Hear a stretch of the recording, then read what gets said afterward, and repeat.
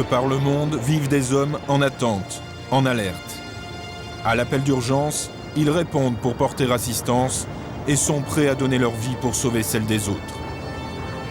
Nous avons suivi des équipes de sauveteurs confrontées à la violence imprévisible et sauvage de la nature.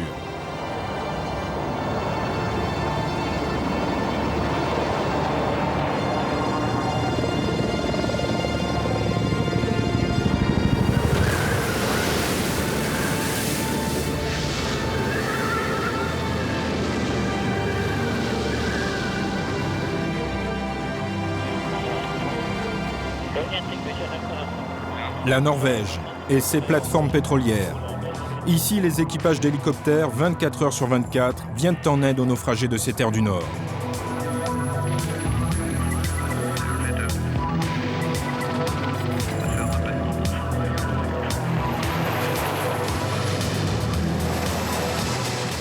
Ils interviennent aussi pour les chasseurs perdus dans la nuit polaire ou les pêcheurs confrontés aux tempêtes de la mer de Barents entre le Cap Nord et le Spitsberg.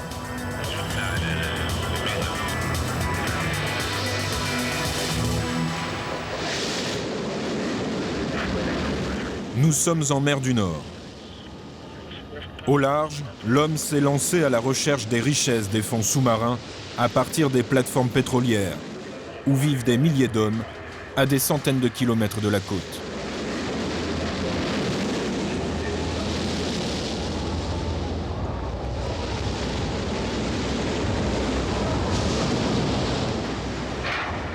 La Norvège est le troisième exportateur de pétrole au monde, derrière l'Arabie Saoudite et la Russie. Chaque jour, ce sont près de 3 millions de barils de pétrole qui sont extraits de ces installations au large.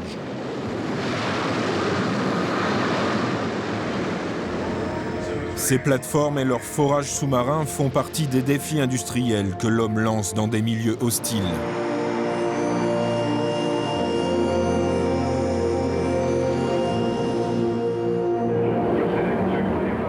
Nous sommes le 6 juillet 1988 à bord de Piper Alpha. Une fuite de gaz sous pression déclenche une première explosion très violente et de multiples incendies. 20 minutes plus tard, une seconde explosion plus massive embrase la totalité de la plateforme. Le désastre est si soudain et d'une telle violence que les moyens d'évacuation traditionnels sont inutiles. Sur les 240 personnes qui travaillent ce jour-là, il y a 167 morts et seulement 73 survivants. À partir de ce jour, rien ne sera plus comme avant. Cette catastrophe déclenchera une réflexion sans précédent sur la sécurité dans la recherche de pétrole ou de gaz en mer.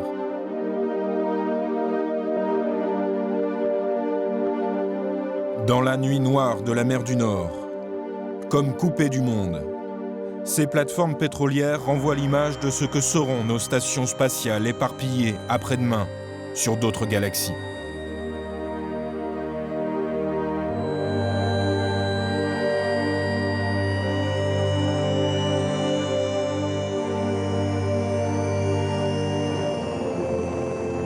Tous les jours, des centaines d'hommes transitent d'Aberdeen en Écosse et des grands ports de Norvège vers ces sites d'exploitation.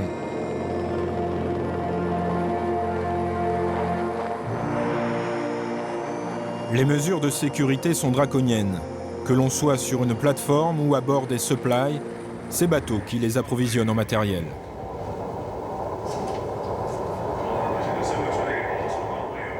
Nuit et jour, ils s'approchent des lieux de forage.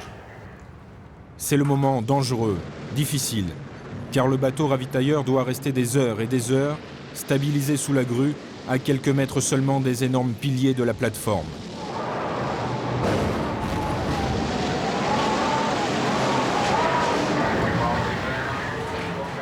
Østin, jeune commandant en second du Viking Energy, manœuvre au plus près par cette mauvaise mer. Là, il y a 4 ou 5 mètres de creux. On est à la limite des conditions météo pour pouvoir débarquer le matériel. Dans ce travail, on n'est pas censé prendre des risques.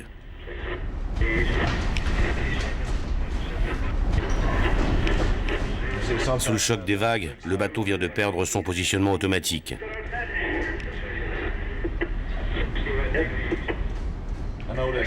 Et l'ordinateur essaie de nous repositionner sous la grue.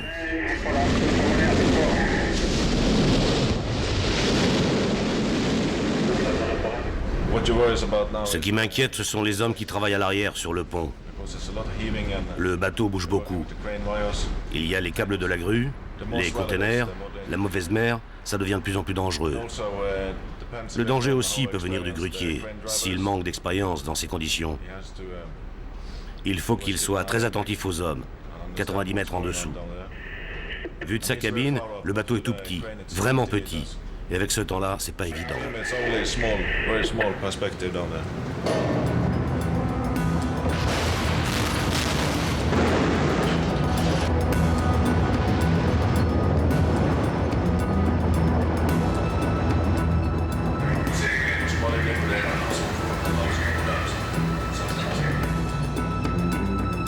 Les commandes, les ordinateurs jusqu'au capitaine, tout est en double. À la moindre faille du système, il faut pouvoir réagir. Vous voyez là-bas, c'est le canot de sauvetage. C'est ce qu'on appelle un canot chute libre. Quand tout le monde est à bord, on le largue et il fait une chute de plus de 40 mètres et plonge sous l'eau. L'impact l'éloigne des dangers de la plateforme.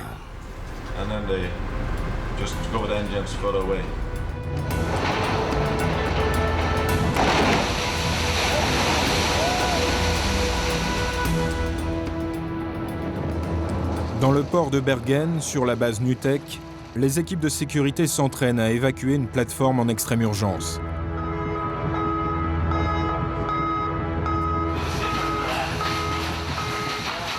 En cas d'explosion ou d'incendie, 60 hommes et femmes prennent place dans un canot insubmersible. Sa particularité, il est largué à plus de 45 mètres de hauteur, un immeuble de 10 étages.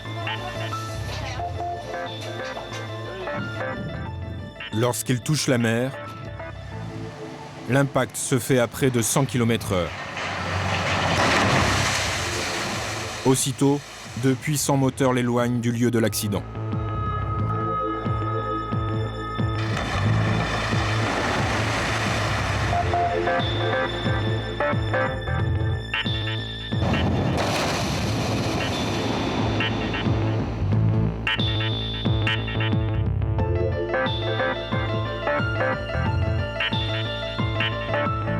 Sur ces tours de métal et d'acier qui défient l'océan, les risques sont permanents et invisibles. Sous pression, l'énorme réserve de gaz naturel est une menace. On se souvient de la catastrophe de Piper Alpha.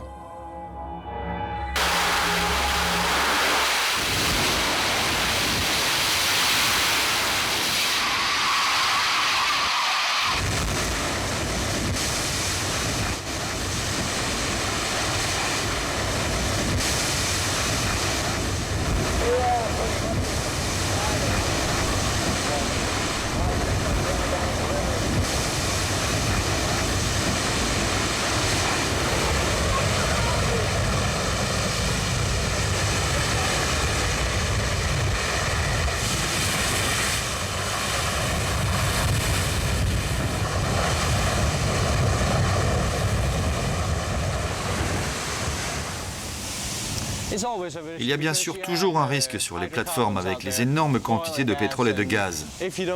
Si on ne maîtrise pas un feu très vite, ça peut devenir grave. Face à un incendie ou à une urgence en pleine mer, on ne peut pas s'enfuir. Il faut donc agir. Toutes ces équipes viennent ici se perfectionner, dans ce centre. Un lieu étonnant. Véritable coulisse d'un théâtre aux effets spéciaux sans limite. C'est le centre de survie d'Eshberg au Danemark. On y apprend à combattre le feu. Là, on a une équipe qui travaille sur un feu de gaz suite à une fuite. Le gaz en feu sous pression est très impressionnant.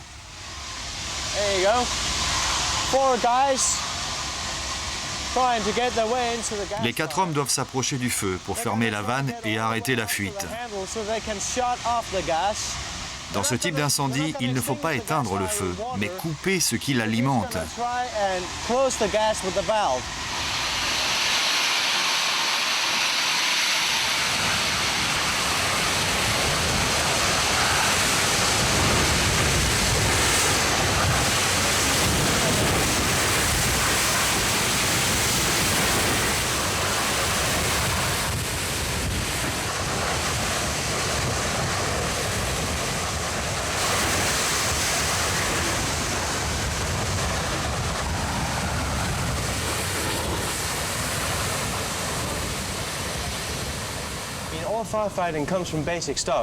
Tout incendie se combat de la même manière. Il faut diviser le triangle du feu.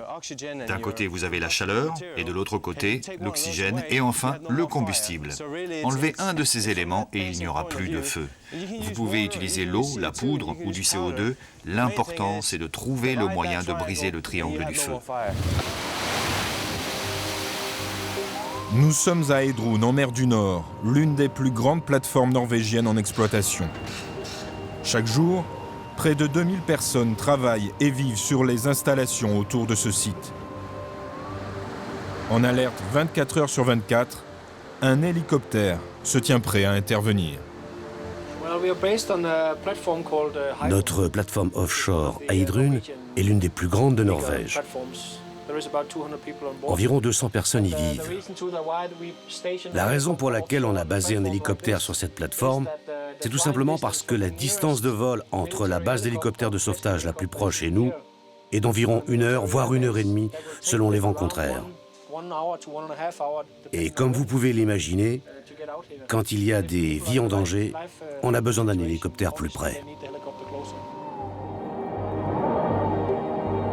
Hedrun est une petite ville en elle-même avec tout le confort, construite pour héberger près de 400 personnes qui se relaient toutes les 12 heures, nuit et jour.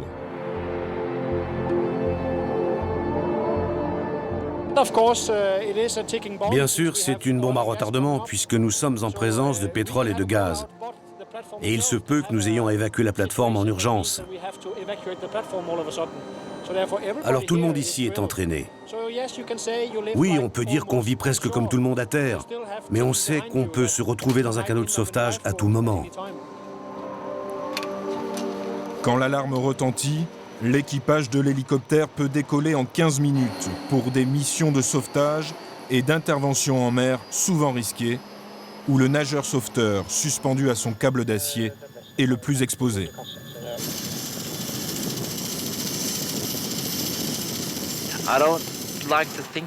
Je sais que ce métier est plus dangereux que bien d'autres, mais on essaie toujours de rester dans les normes de la sécurité. J'ai une femme et je lui ai promis que je reviendrai après chaque mission. Pas besoin d'avoir fait centrale ou les mines. Mais par contre, il faut savoir vraiment réagir vite, très vite. Et si vous ne faites pas ce qu'il faut, cela peut mal se finir.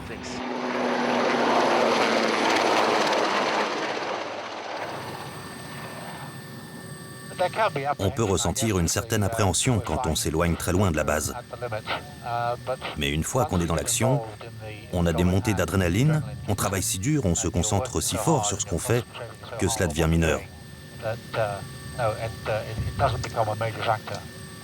Par contre, ce qu'il faut avoir toujours, c'est cette perspective du danger. Car si on se précipite, on peut se mettre en difficulté. Il faut avoir conscience des risques, mais il n'y a pas vraiment de place pour la peur.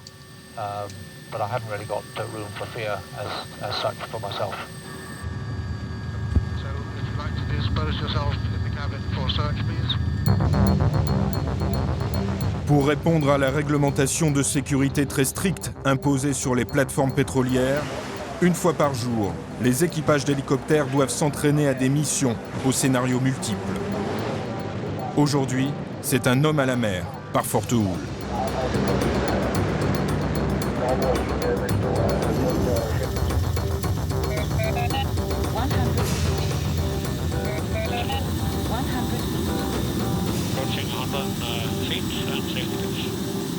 Le nageur sauveteur se prépare. À cet instant, c'est le treuilliste par la porte ouverte qui devient les yeux du pilote. Son rôle est de placer le nageur sauveteur là où il doit être pour s'occuper de la personne à sauver. Il me dirige à la voix en me disant d'aller devant ou de reculer, d'aller à droite ou à gauche. Et tout en faisant cela, il lève ou baisse le treuil. Il place le sauveteur exactement là où il faut.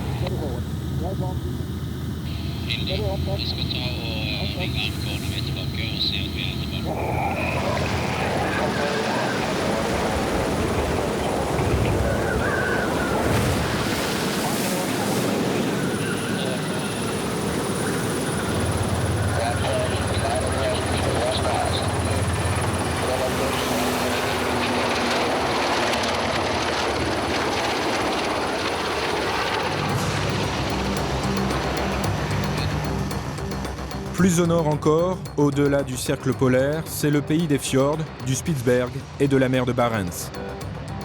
C'est le domaine réservé de l'escadrille 330. Composée d'hélicoptères Sea King, cette unité est spécialisée dans le sauvetage tout temps. Oscar en est le chef pilote. On est l'hélicoptère de sauvetage le plus au nord de la Norvège. On intervient dans n'importe quelles conditions. Notre mission principale est de porter assistance aux bateaux en difficulté, mais aussi d'intervenir pour des gens qui se sont perdus à terre en pleine nuit polaire. Il y a aussi les alpinistes en difficulté, ou les missions d'évacuation médicale. À ces appels, dans ces régions de fjord, seul l'hélicoptère est capable de répondre.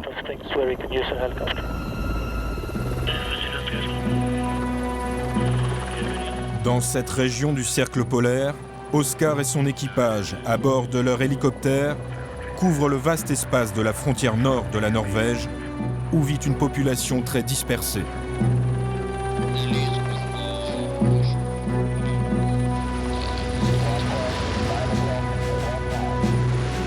Mauvais temps, nuit polaire, froid extrême sont des conditions normales pour ces hommes qui sont prêts à intervenir à tout moment.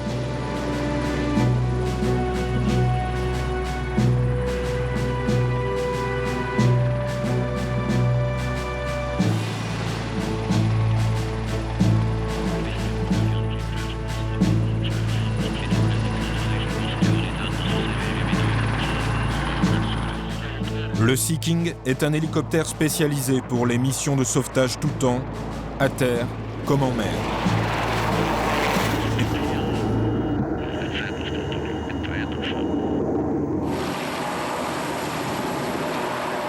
Sur la base de Banak, les équipages de l'escadrille 330 viennent de toute la Norvège pour des missions de 2 semaines. Oscar est l'un des rares à habiter sur place avec sa famille.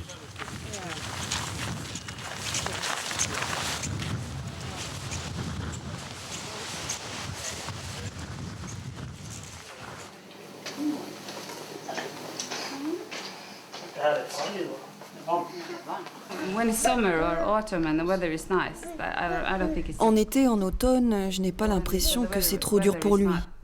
Mais quand il y a du mauvais temps, quand il neige et qu'il fait tempête dehors, et que je sais qu'il va voler dans ces conditions, j'ai du mal à le laisser partir. Vous savez, je n'y connais pas grand-chose en hélicoptère, mais je trouve ça dangereux. J'ai peur pour lui. Mais je m'y suis habituée. Je n'ai pas le choix. J'ai ma vie avec mes enfants pour m'occuper quand il n'est pas là. Je suis toujours contente de le voir rentrer à la maison. Il n'y a pas 2 missions pareilles. Chaque mission a une difficulté nouvelle à résoudre avec l'équipage.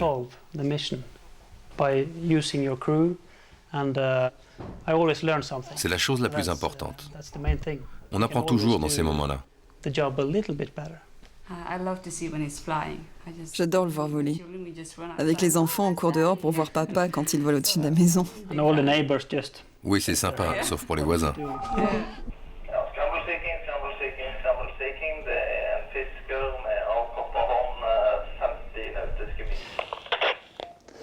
Ja. Ja, men gå. Det. Ha det. Bra. Ha det. Okay. So we have to hurry.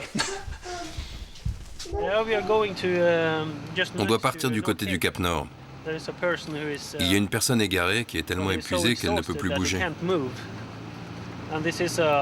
C'est le point le plus au nord de la Norvège. À mon avis, il est mal équipé et incapable de retrouver sa voiture. Yeah, not able to get back to his car. Dans ces cas-là, c'est la rapidité de l'intervention qui compte. Il fait très froid et l'homme est en train de geler. And he is freezing.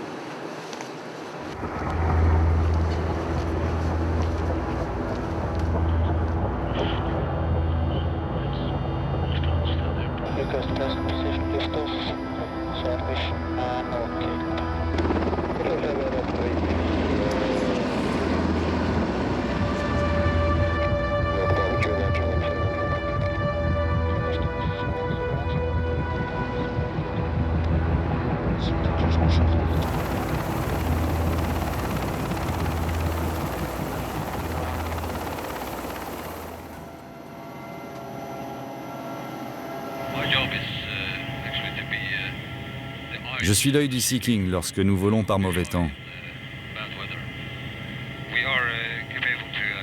Nous pouvons naviguer dans des conditions météo très mauvaises, avec des vents forts et une faible visibilité, car nous avons 2 radars. Ce que je fais, c'est comparer l'image radar avec nos cartes.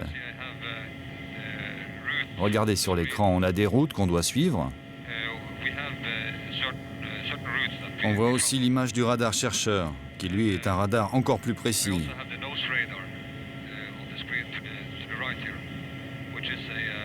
La caméra infrarouge est là, sur cet écran. On peut choisir sur l'un ou l'autre pour chercher un endroit précis. Regardez, ici, par exemple, nous passons devant une petite île.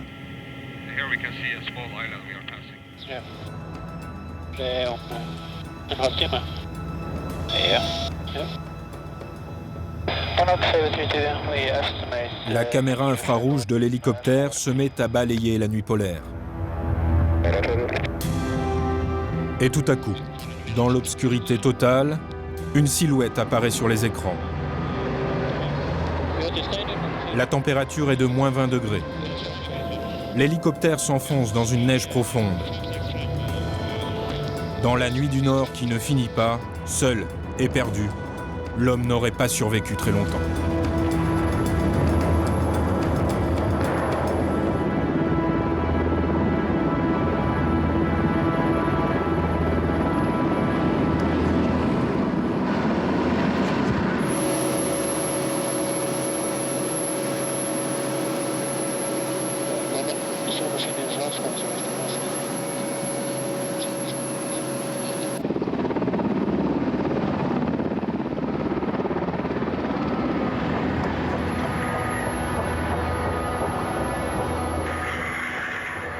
Quelques minutes plus tard, le naufragé de cette nuit polaire est déposé à sa voiture, où l'attend la police locale qui l'avait alerté grâce à son téléphone portable. L'homme rescapé ne peut retenir un geste qui n'échappe pas à l'équipage du Sea-King. La base militaire de Bannack est située tout près du Cap Nord, face à la mer de Barents. Anna fait partie de l'équipage des Sea-King. Elle vient d'Hammerfest, à 2 heures de route d'ici. Je suis médecin anesthésiste et je travaille à l'hôpital d'Hammerfest. Je viens à Laxelve plusieurs fois par an rejoindre l'équipage des Sea-King. Cela me change beaucoup de l'hôpital.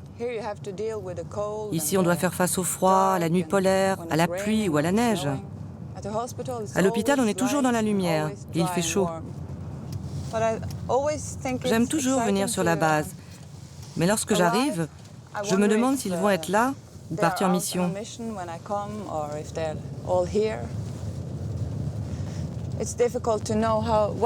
Avec le Sea-King, on ne sait jamais ce qu'on va devoir affronter. Ce sera tout ou rien. Tout peut arriver.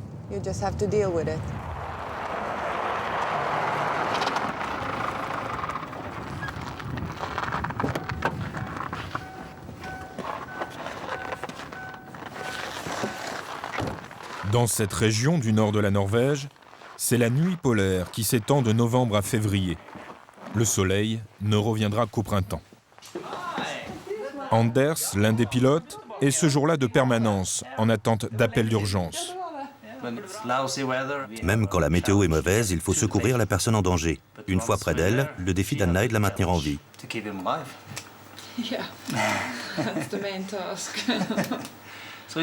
C'est un véritable travail d'équipe.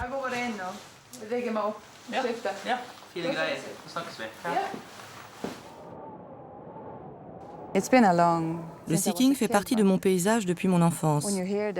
Quand on l'entend et que les enfants demandent « C'est quoi ce bruit ?»« Oh, c'est le Sea-King. »« C'est quoi le Sea-King ?» Et alors, dès votre plus jeune âge, vous savez, il fait partie de notre vie. Quand on était petit, on faisait des signes à chaque fois qu'on l'apercevait.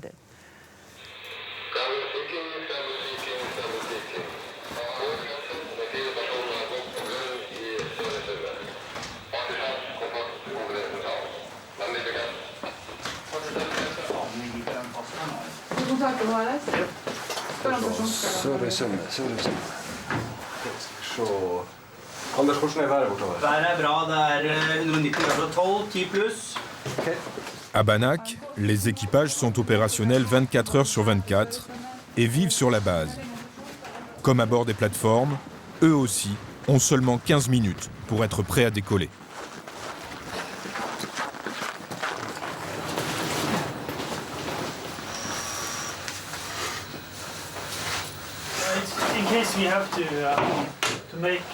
Au cas où on serait obligé de se poser en mer en urgence, il faut pouvoir survivre dans une eau glacée. Et c'est pourquoi nous portons tant de vêtements.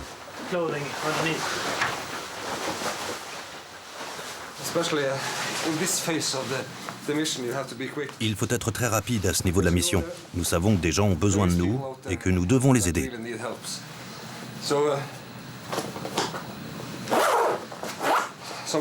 Alors on fait tout après le décollage. On passe des appels radio, des appels téléphoniques, et on cherche à avoir des détails. Avant tout, il faut avoir une bonne idée de la météo. Il faut d'abord savoir si on peut y aller tout droit, ou si on est obligé de passer par les fjords, par exemple.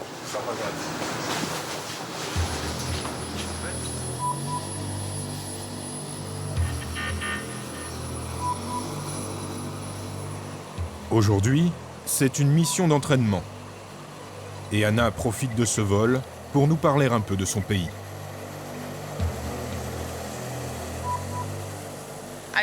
Je savais que j'habitais dans un coin magnifique de la Norvège. Mais dès que j'ai commencé à travailler ici et que j'ai pu le voir de haut, j'ai compris que c'était encore plus beau.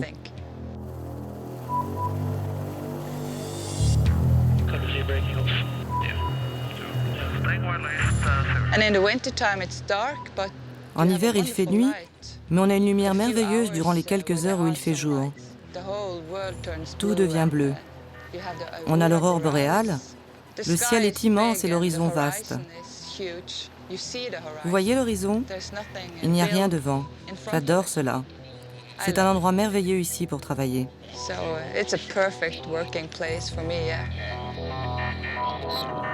Une heure et demie plus tard, le Sea-King rejoint un bateau des gardes-côtes au large d'Hammerfest.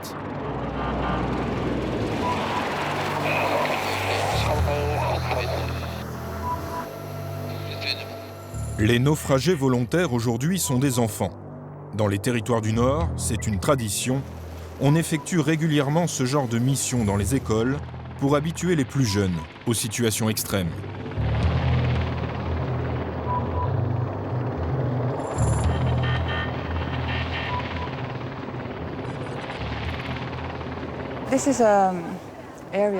Dans cette partie de la Norvège, les gens vivent de la mer, de la pêche.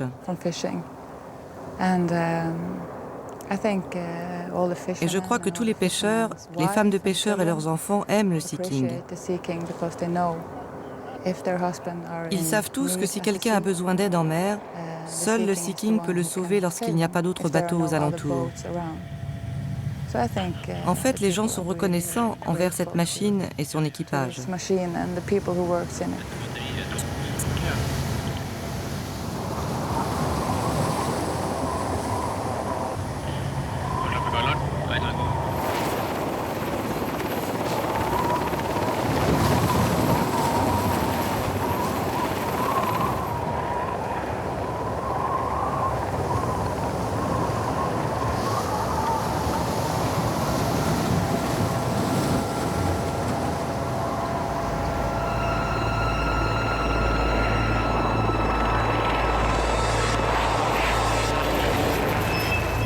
Chaque année, rien qu'à Banach, plus de 150 missions d'urgence sont menées à bien. Depuis 1972, près de 23 000 personnes ont été secourues par les hélicoptères de l'escadrille 330 dans toute la Norvège. Parmi ces sauvetages, un a marqué les esprits. Un homme est en difficulté. Son parapente est accroché à des rochers. Il se retrouve prisonnier d'une cascade de glace. Image surréaliste de cet homme perdu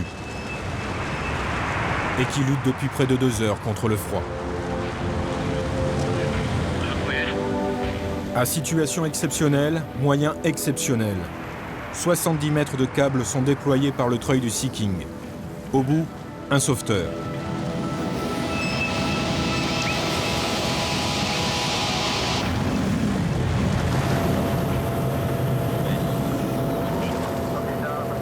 Avec ses crampons et son sol piolet, il s'approche au plus près du blessé pour lui passer un harnais.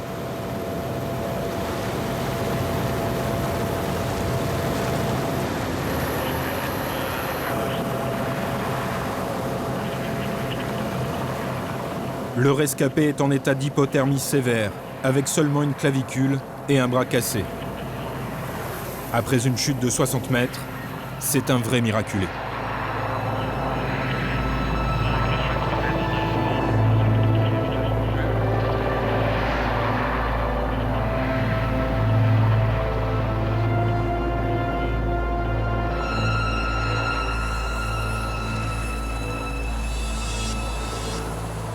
Il est aussitôt acheminé vers l'hôpital le plus proche.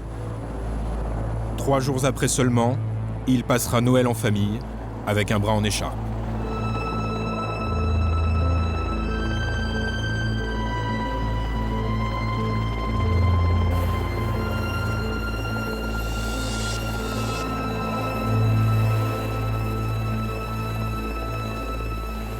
Retour sur la base de Banach, où Anna va bientôt terminer ses 10 jours d'alerte. Pour moi, c'est formidable. Je travaille à l'hôpital d'Hammerfest et j'aime ce que je fais. Ici, je peux utiliser tout ce que j'ai appris. J'ai une famille qui accepte que je sois partie 6 semaines par an et qui pense que je fais un travail sympa. Que demander de mieux? Je pense que c'est génial qu'elle ait choisi de faire ça. C'est une grande responsabilité ici. Mon père a travaillé pendant 40 ans avec les pêcheurs et je sais combien les hélicoptères sont importants pour leur sécurité. Mais je dois dire que je suis jaloux. Moi aussi, j'aimerais faire comme elle.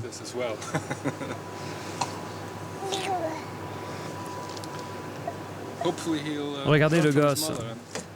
Avec un peu de chance, il fera comme sa mère.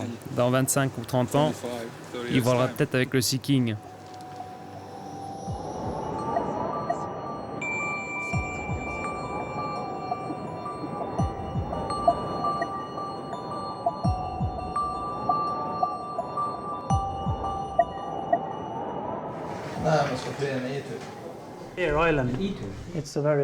Ici, vous avez l'île aux ours. Un point de ravitaillement très important pour nous en cas de sauvetage lointain en mer. Mais pour s'y rendre, il faut passer un point de non-retour. On est trop loin de la côte pour rentrer si on a des problèmes. Passer ce point, il faut être sûr des conditions météo pour l'atterrissage. Et en hiver, avec les tempêtes, c'est pas gagné d'avance.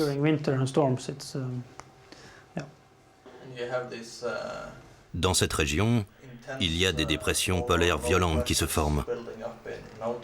Ici, le temps évolue très rapidement.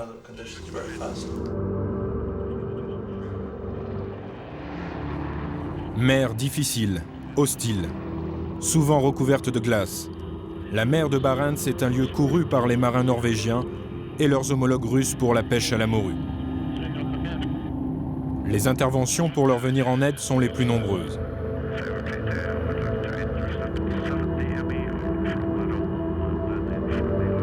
Pour ces longs survols maritimes, les hélicoptères disposent de dépôts de ravitaillement éparpillés sur des petites îles en mer de Barents. Ils ont comme autre solution les ravitaillements en pleine mer, à partir de bateaux spécialement équipés. Quand on apprend à se ravitailler en vol, il faut d'abord se rapprocher du bateau ravitailleur et positionner le tuyau pour le carburant. Mais là, vous savez, l'océan est si vaste et vous avez de la chance si le bateau est là où vous le cherchez. Il faut beaucoup d'entraînement pour la réussir. C'est cette solution de ravitaillement en pleine mer qu'ils avaient prise lors du naufrage du Maxim Gorky en 1990. C'était un bateau de croisière russe, le Maxim Gorky, avec près de 1000 touristes allemands à bord. Il faisait une croisière dans la région du Spitzberg, à 260 km à l'ouest de Longyearbyen. Ils ont heurté un iceberg et fait un trou dans la coque. Alors le bateau a commencé à couler. On est parti sur la mission en urgence et on a réussi à mettre 3 hélicoptères Sea-King en place. C'est une zone immense et il est difficile d'avoir des précisions sur la météo. On ne sait pas quel temps on va avoir quand on se dirige là-bas. Pour rejoindre le Maxim Gorky, navire en détresse, le commandant Anders et son équipage ont dû passer le point de non-retour. Il aura fallu 6 heures au Sea-King pour couvrir les 1000 km qui les séparaient du bateau naufragé dans l'une des régions les plus isolées du monde.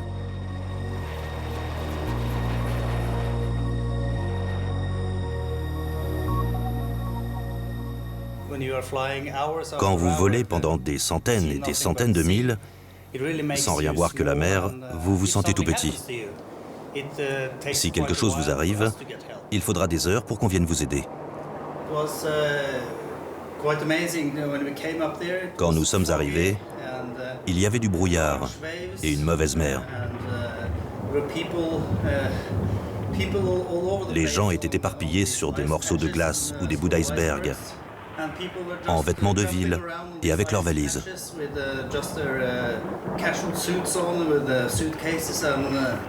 C'était un spectacle surprenant. C'était simplement de la science-fiction.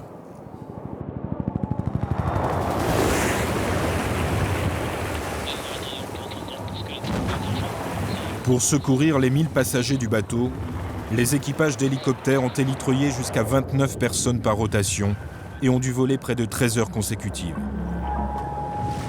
Les touristes se réfugiaient sur des morceaux d'iceberg, s'entassaient dans des canots de sauvetage, tandis que d'autres étaient restés à bord.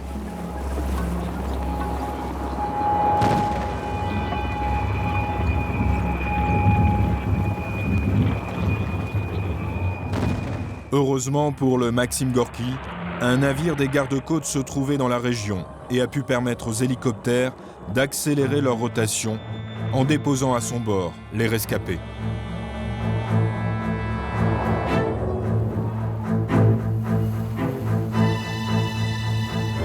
Ce qui aurait pu devenir un nouveau Titanic s'est terminé, heureusement, sans aucune victime. C'était incroyable. Des gens venaient vers moi pour me remercier et voulaient me serrer la main alors même que j'étais en train de piloter. Le Sea-King était plein à craquer au moment de repartir pour Longyearbyen. Et ils venaient me remercier. Ce fut un grand moment.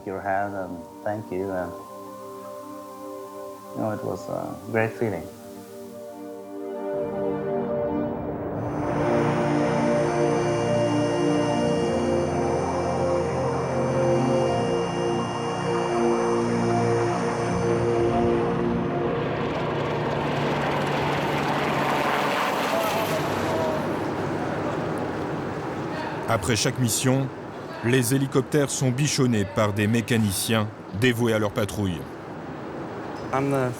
Je suis le mécanicien. Je m'occupe de la maintenance. Je suis aussi le treuilliste.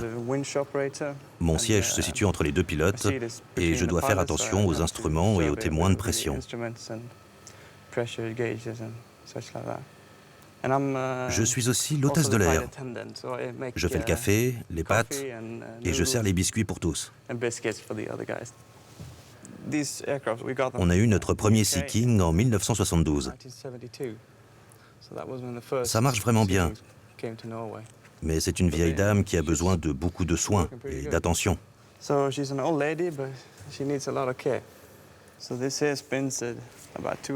Voyez ici, tout ça tourne très vite.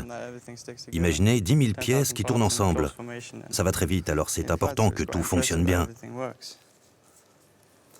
Et puis là, en dessous, on a un boulon qui retient tout le système du rotor. On l'appelle la main de Dieu. Parce que si ça lâche...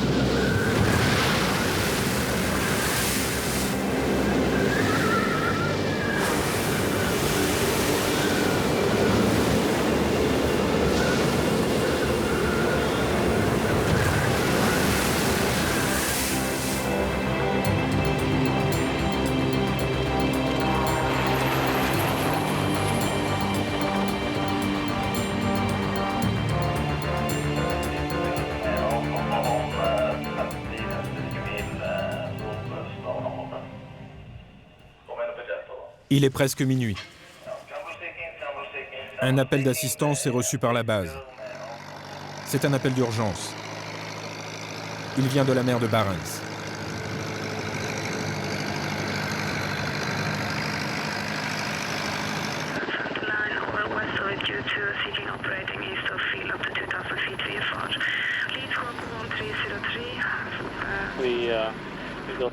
Cet appel de détresse vient d'un chalutier russe avec à son bord un marin gravement blessé et qui perd beaucoup de sang. Il faut l'évacuer en urgence et le transporter vers un hôpital.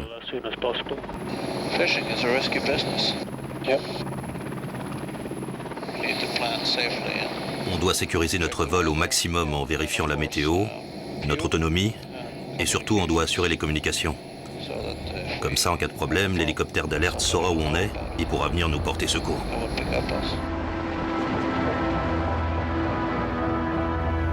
Le vol jusqu'au chalutier russe va prendre près d'1 heure et demie. Il se trouve à plus de 200 km des côtes norvégiennes. À bord, l'équipe médicale est prête à recevoir le blessé. Pour travailler dans de telles conditions, nous devons rester concentrés. Bien sûr, il faut aimer l'inconnu, que ce soit médical ou météorologique, car on travaille souvent avec du mauvais temps. Mais le plus important, c'est de savoir garder son calme. On est là avant tout pour aider les gens, pas pour se faire plaisir.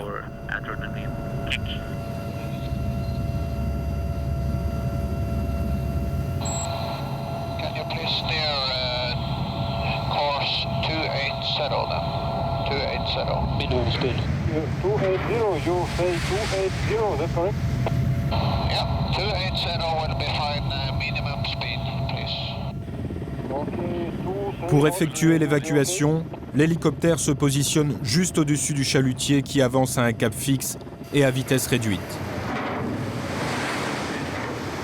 Un sauveteur est alors élitreillé jusqu'au bateau, une manœuvre toujours périlleuse. Ici, la caméra est placée sur le casque du sauveteur.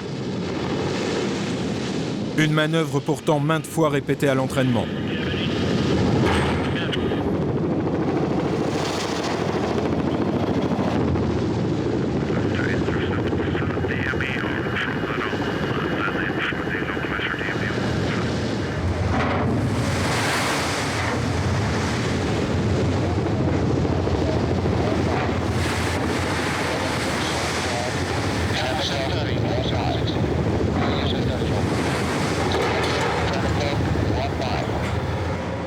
Retour sur le sauvetage au-dessus de la mer de Barents.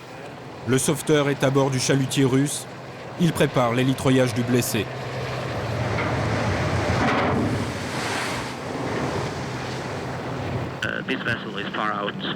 Ce chalutier est loin au large. On ne pourra pas rester longtemps stationnaire.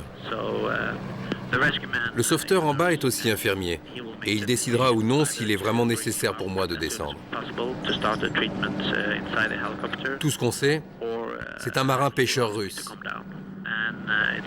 Et on m'a dit qu'il s'est gravement ouvert le bras et perd énormément de sang.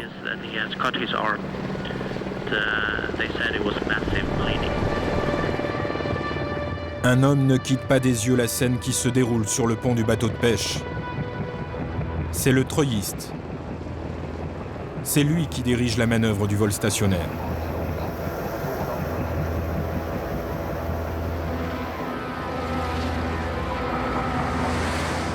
Sanglé dans la civière, le blessé est remonté vers le médecin.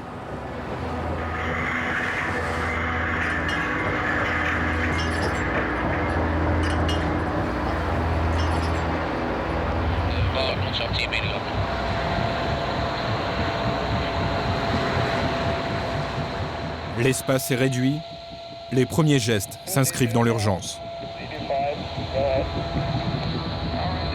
Il y a peu de lumière à bord de l'hélicoptère, afin de ne pas perturber le vol de nuit des pilotes.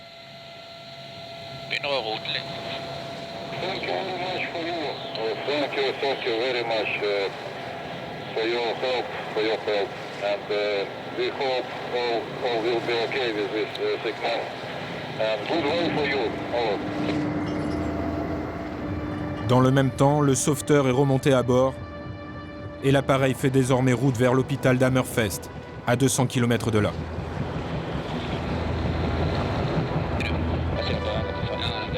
Le marin russe a eu le bras happé par une machine à dépecer le poisson. La blessure est profonde. Son état est grave. Le blessé perd beaucoup de sang. Il faut le transfuser.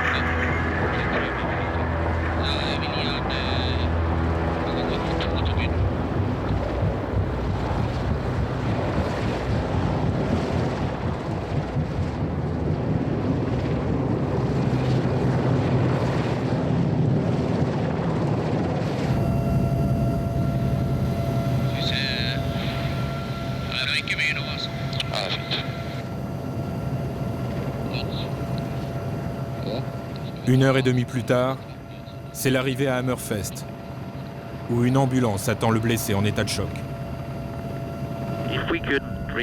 Si on n'était pas intervenu, le bateau aurait dû rejoindre la côte, ce qui aurait pris beaucoup de temps. Le blessé serait alors peut-être mort d'une hémorragie. Ce qui est sûr, s'il avait survécu à ce voyage, il aurait perdu son bras. Difficile de dire si on lui a sauvé la vie, mais on lui a certainement sauvé le bras.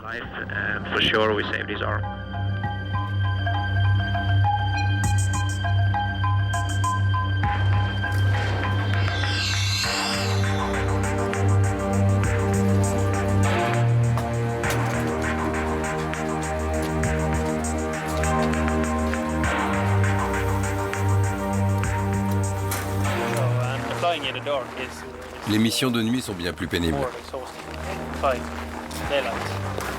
Et pour cette raison, l'hiver est dur pour nous. Il fait froid et noir. Mais c'est comme ça ici.